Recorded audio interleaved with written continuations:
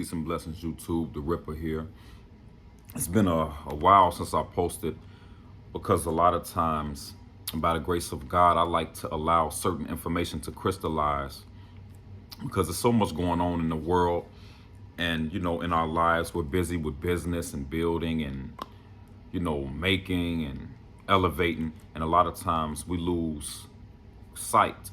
But I cannot allow myself to lose sight as a righteous servant of God, because in this wicked world that we live in, and so many people who have been so deceived and hurt and disadvantaged from lies that have been told over the years, it is every servant of God's job to spread the message.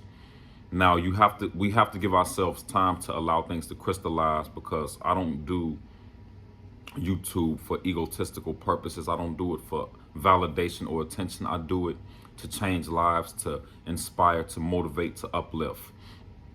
And I wanted to entitle this video, How to Put to Death the Mind of Satan.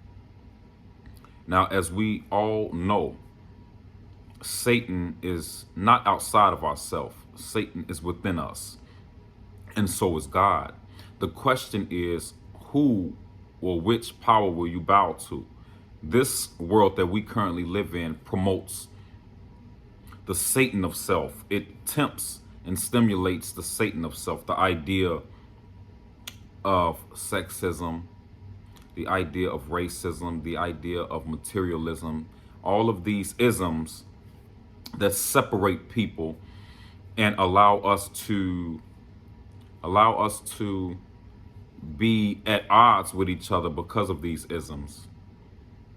Many will call it ego, but what it is really Satan. And Satan is the force within you that is a low force, that is a wicked force that causes harm in you and in others. Satan, the power of Satan within us does not lead to good. It may appear to lead to good because this world that we live in promotes success if you are to be with Satan, or if you are to live in opposition to the law of God. It would appear that you can become successful or make an earning that way, but ultimately you're destroying yourself and destroying those around you. And I want to prove this, because the power of God is something that many of us have not activated within ourselves. So we don't have anything within us to compare it to. Now, you may see or may have read in scripture righteous men that have lived in the past, and you may see righteous men in today's time. But how can that really crystallize for us if we're not physically and mentally living righteous within ourselves? If you're a person of wickedness and you lack integrity, you lie, you steal, you do the wicked things that wicked people do, then the power of God is not in you. And then therefore you're left out of the power of God. So this is putting to death the mind of Satan. Means, you can call it killing the ego, you can call it awareness, but it is something that needs to be created within individuals, really, to save your life. Because those of us who are not connected to the God of self won't have a healthy future in this universe, in God's universe. The greatest trick of Satan was to trick us about the knowledge of God. Many of us think we're serving God, but we're serving Satan. That was the greatest trick of all. Religion has been used for that. Education has been used for that.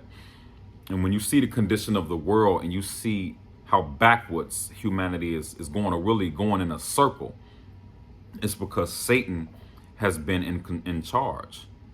Neo-colonialism, colonialism, imperialism, capitalism, all of that is Satan's work. That is the machine or the factory of Satan that he has used for humanity, to keep humanity subjected. So really what this is bringing awareness to our people. And another point, when someone does you wrong, a wicked person, or when someone does you unjustly or disadvantages you in some way or capacity, never take it personal. because many times we don't realize what causes or what drives people to that behavior of injustice or injustice and wickedness toward us, especially if it's undeserved. But many of us don't understand what that is. What causes, we don't look at that. We look at the behavior and we take it personal and we get angry and upset and act out of emotion, but we really don't look at what causes people to do what they do. And if you are one that acts out of injustice and wickedness, then that's an energy that you carry that is ultimately going to destroy you. So why would I, as a righteous person, take it personal from that a wicked person is coming against me when really they're causing them self-harm, and ultimately God will answer that person in response to doing me unjust harm. Now, if I act out of emotion, then I have lowered myself to that person's level. I have lowered my energy to Satan's level. Now Satan can attack me and manipulate me from my level, from my frequency within my life now, because I've allowed Satan to trick me and trap me to lower my energy to respond to another Satan or wicked person. So our job as the righteous is to never allow situations or circumstances to lower our energy to a level to make us act out of justice or act out of emotion. We must always calculate our thinking and mathematically calculate our behavior. Certain situations are necessary to speak on, especially when it's about principles. It is necessary to speak on, but it's not necessary to act out of emotion because of an immature, wicked person that is not activated. The God of self is not activated within them. So it is not necessary for me to act out of emotion or anger when that person has not matured into their spiritual potential. So we have to look at this thing from a more mature level and stop looking at it so emotionally and egotistically, because that is what's destroying the people.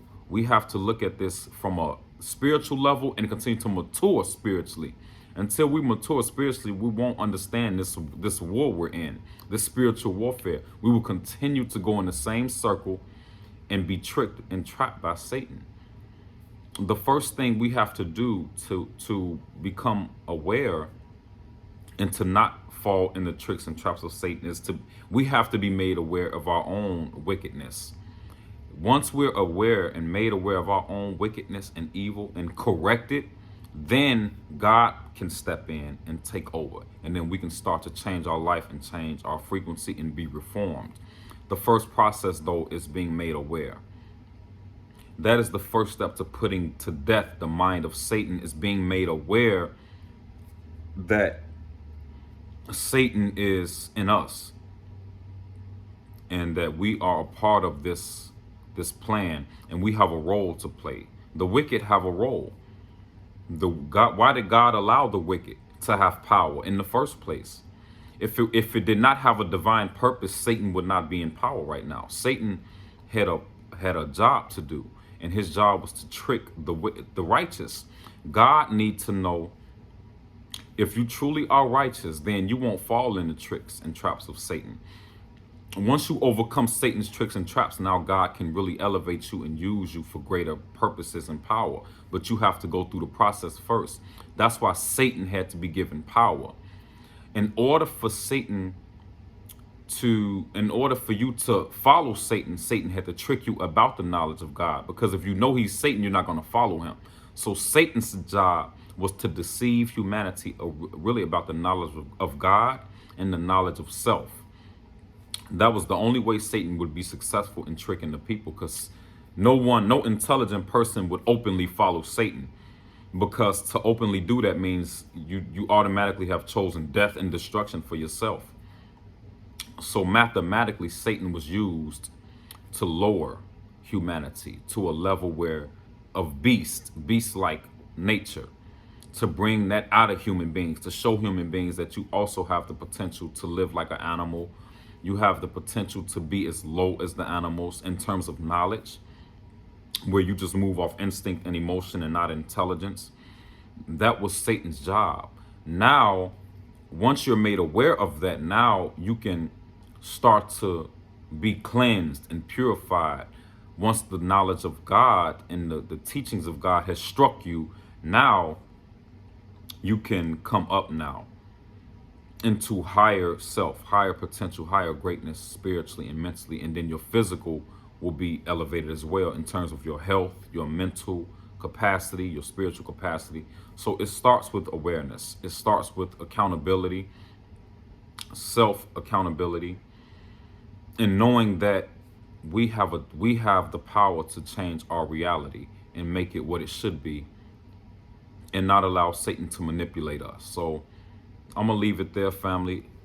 Um, I want to continue to be more consistent with the videos and on the power of God and the power of Satan, and how we can escape and avert Satan's manipulation, so that we're not caught in his tricks and traps and be not only chastised by God, but be self-destructive. So that'll be too precious.